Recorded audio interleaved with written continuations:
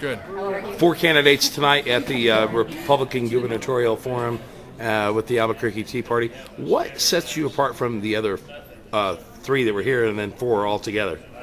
I've got an aggregate of a little more leadership experience by virtue of my age and being out on my own since for a long, long time. Some people have told us they're concerned about some of the folks that have admitted either trying or using drugs, and say that if you can be coerced to use drugs, then if you're in the roundhouse on the 4th floor, you could be coerced to do maybe pay to play. So how important is that issue going to be in the primary? Well, it's not an issue for me, and nobody coerces me to do anything, Peter. You're a man of little words. What did you learn anything else from any of the other candidates today? Let me tell you, those candidates are good on their facts. We're essentially together on most, if not all, the issues. We've got a different twist on it. Obviously, there was one issue where they wanted to perhaps study it and work a little with the legislature, and I was going to fix it real quick. But by and large, we all agree on most of these things as being problems for the state, and I think that's a good thing. So it was a pretty crowded forum tonight. 4 candidates on stage. 1 wasn't able to make it. Did you take anything away from the other candidates that you think's a good idea? Did you learn anything else from your primary opponents?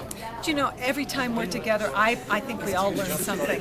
And, you know, Doug had some perspectives on water policy that I'd not thought about. You know, each one of them had something kind of different or a different way to approach it. And I think for me, you know, I always listen. I'm always kind of amazed. But, yeah, I take a little nugget from everybody every single time. We've been kind of asking the other candidates if they've learned anything new from listening to their opponents that they think they should adopt those ideas.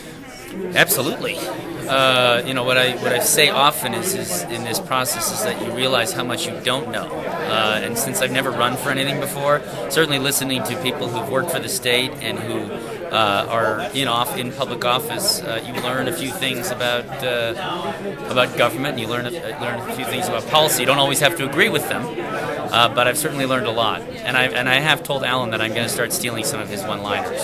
Great. And what about Janice Arnold-Jones' legislative experience?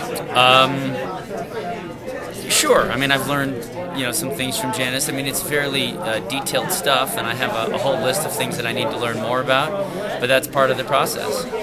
So we've just talked about a contested primary. Yep. The Democrats are running an uncontested primary. Right.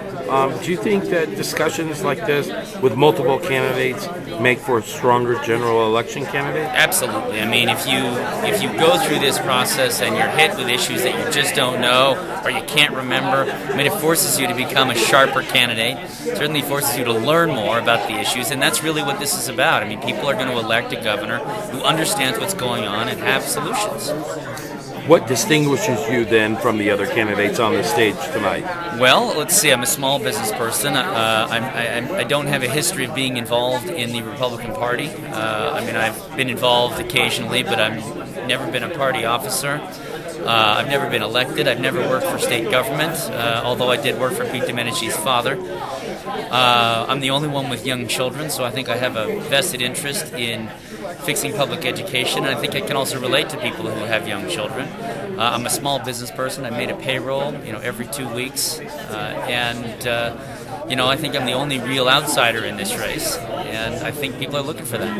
And you talked about that a little bit and kind of tried to draw some similarities with Gary Johnson, Gary Carruthers, and Dave Cargo. Sure, and you know what? Those are the kinds of people we elect. We don't elect people who, I don't think we've ever elected someone who is a state employee. Well, that's actually not true. Gary Carruthers was a state employee.